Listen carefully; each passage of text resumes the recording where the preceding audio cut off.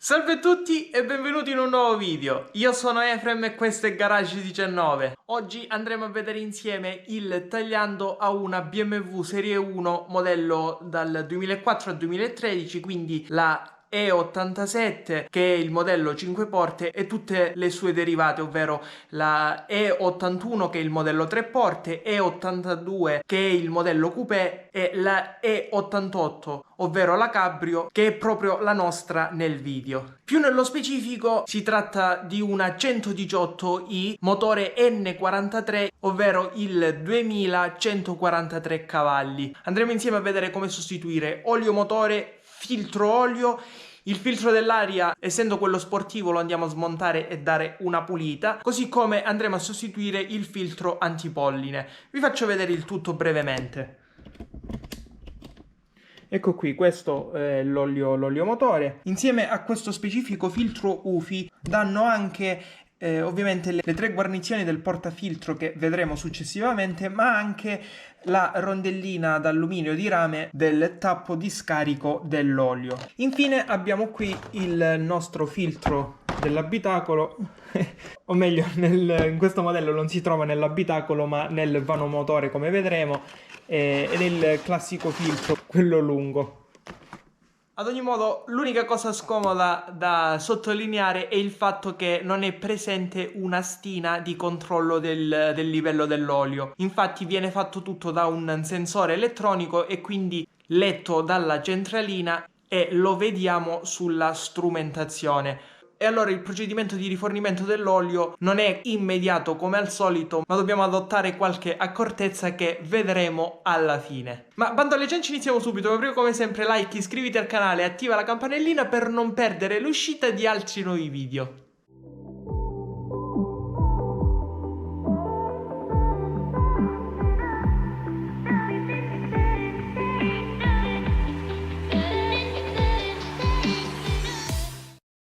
Ed eccoci qui nel vanomotore. Come al solito iniziamo svitando il tappo di rifornimento dell'olio. Ricordo che su questo tipo di motore la stina non c'è, quindi non possiamo sollevarla.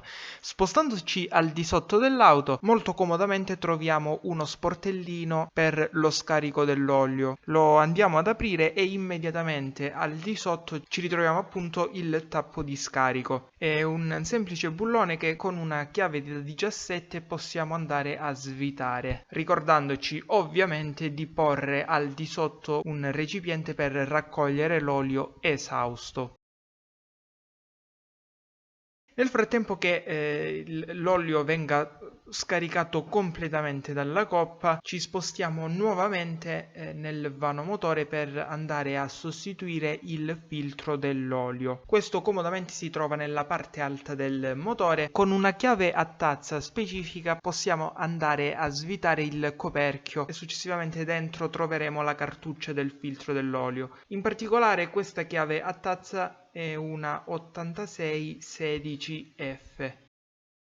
Spostandoci sul banco, questo è la cartuccia filtro nuova e come già detto precedentemente, in questo kit UFI, oltre alle tre guarnizioni da andare a sostituire nell'alloggiamento della cartuccia filtro, è presente anche la rondellina in rame che funge da guarnizione per il tappo di scarico dell'olio. Ad ogni modo procediamo a sostituire le tre guarnizioni. Hanno tre misure diverse, quindi non ci possiamo sbagliare. Abbiamo la più piccola in punta, poi quella media a metà e infine quella più grande intorno al tappo. Come sempre, buona norma andare ad oliare o ingrassare le guarnizioni di nuove prima di andarle ad installare.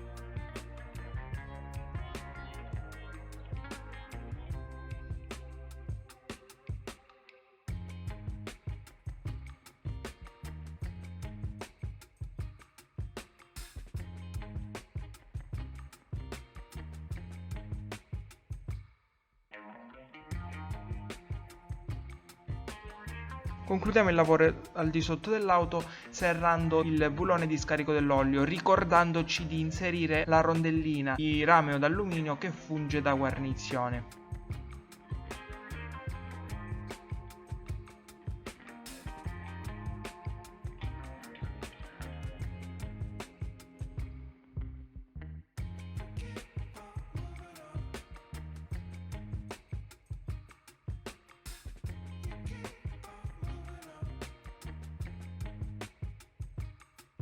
Ritornando nel vano motore, procediamo a sostituire il filtro dell'abitacolo, o meglio il filtro dell'aria condizionata, perché in questo caso non si trova nell'abitacolo. Ad ogni modo è molto semplice, dobbiamo andare a sganciare l'intera cassa del filtro e sono presenti due bulloni da 10 laterali, due centrali praticamente ai lati del tergicristallo e uno sempre centrale però dal lato del motore. Una volta liberata la nostra cassa filtro, al di sotto immediatamente c'è il nostro filtro antipolline e lo andiamo a sostituire. Mi raccomando, inserendo quello nuovo rispettiamo il verso del flusso d'aria. Questo è segnato tramite delle frecce ai bordi del filtro stesso.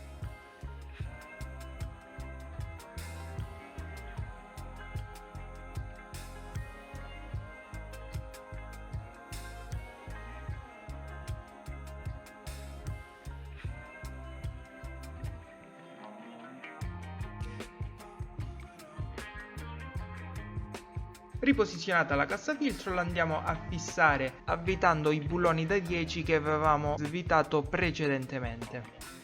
Possiamo passare così al filtro dell'aria. Innanzitutto svitiamo questa fascetta, la allentiamo con una chiave da 6 mm e successivamente due bulloni da 10 tengono la cassa filtro ancorata alla carrozzeria.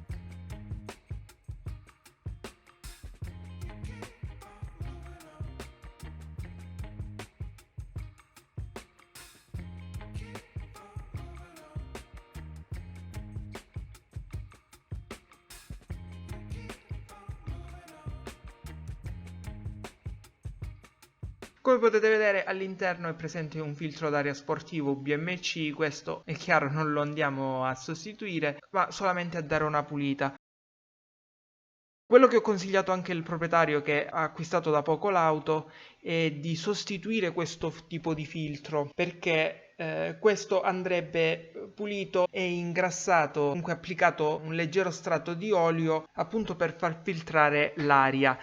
Tuttavia, soprattutto in questo modello di auto che abbiamo il debimetro vicinissimo, in questo caso è proprio attaccato al filtro stesso, è rischioso andare ad applicare dell'olio, della colla sul filtro stesso, perché bene o male un po' ne passa e va a finire sul debimetro che causa valori letti dalla centralina in modo errato fino addirittura anche alla rottura del debimetro stesso. Quindi cosa bisogna fare? Il mio consiglio è quello di andarlo a sostituire con un filtro senza manutenzione. Ci sono appositamente dei filtri sportivi che però non hanno bisogno di manutenzione, ovvero non bisogna andare ad inserire quella specie di olio di colla sulla superficie del filtro stesso. Ad ogni modo riposizioniamo la cassa filtro e possiamo procedere ad inserire l'olio motore. Il solito discorso che faccio puntualmente ad ogni tagliando riguarda il tipo di olio da inserire, quindi che gradazione, che specifiche. E allora ciò che bisogna assolutamente rispettare sono le specifiche imposte dalla casa madre. Per specifiche intendo A3B4, C2, C3, se ci sono additivi particolari e così via. Quindi le specifiche dell'olio bisogna rispettarle così come ci vengono imposte. Per quanto riguarda invece la gradazione abbiamo un po' più di libertà, nel senso che la gradazione dell'olio è la maggior parte delle volte consigliata dalla casa madre. Questo che significa che questa dipende da tantissimi fattori, quali ad esempio se utilizziamo l'auto maggiormente in città oppure in autostrada, se la utilizziamo per brevi spostamenti oppure lunghe percorrenze, a che temperatura si trova la nostra zona, quindi se siamo a mare, se siamo in montagna, fa freddo, fa caldo, se notiamo al cambio dell'olio particolari morchie, residui ferrosi, se notiamo un comportamento anomalo a un motore freddo, a un motore caldo e così via. E tutto ciò varia da motore a motore, non intendo da modello di motore a modello di motore, proprio da ciascun singolo motore, perché può darsi che un N43 come questo, che fa lunghe percorrenze, ad esempio in montagna, si trova meglio con un tipo di olio, diversamente sempre un N43 che fa piccoli spostamenti in una città calda di mare si potrà trovare meglio con un'altra gradazione di olio. E allora non si può stabilire fin dall'origine la gradazione dell'olio, si parte sempre da quella consigliata dalla casa madre e poi, effettuando diverse prove, tenendo in conto diverse valutazioni, ci possiamo spostare da questa gradazione. Per quanto riguarda la procedura di inserimento dell'olio e la quantità, è uguale per tutte le auto. Come si fa? Innanzitutto bisogna andare ad inserire una quantità di olio che arrivi fino a 3/4 di livello. Successivamente accendiamo l'auto, facciamo girare il motore un paio di minuti in modo che il filtro dell'olio si riempi e allo stesso tempo l'olio vada in circolo nell'intero motore. Successivamente spegniamo l'auto, attendiamo qualche minutino che si assesti tutto, ricontrolliamo il livello, questo sicuramente sarà più basso di come l'avevamo lasciato perché, come già detto, l'olio è andato in circolo ovunque, e possiamo procedere al rabbocco finale andando ad inserire l'olio sempre fino al 3/4 di livello, mai andare oltre.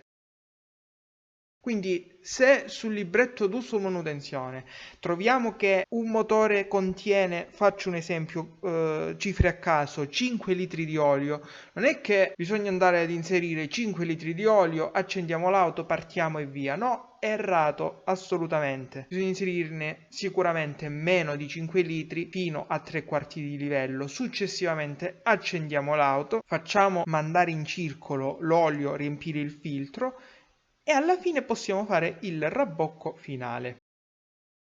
Questa procedura è semplicissima per il 99% delle auto che hanno una stina facilmente accessibile nel vano motore e possiamo controllare manualmente il livello. Su questo tipo di auto la procedura è chiaro è identica, tuttavia non abbiamo la stina perché è possibile controllare il livello dell'olio solo elettronicamente. E allora effettuiamo questa procedura controllando il livello all'interno del display per effettuare il rabbocco finale. Ovviamente mi starete dicendo, sì, ma se non accendo l'auto il livello dell'olio non compare, giusto? Allora come facciamo? Per questo tipo di motore, l'N43, ci porta 4,25 litri totali di olio. Come già detto prima, non è che ne inseriamo 4 litri e passa, ne andiamo ad inserire circa 3, 3,5, tanto bastano, anzi avanzano pure. Successivamente accendiamo l'auto, facciamo girare un paio di minuti il motore e ci comparirà il livello. Poi in base a quel livello letto possiamo procedere ad effettuare il rabbocco finale, ricordandoci di non andare mai oltre i 3/4.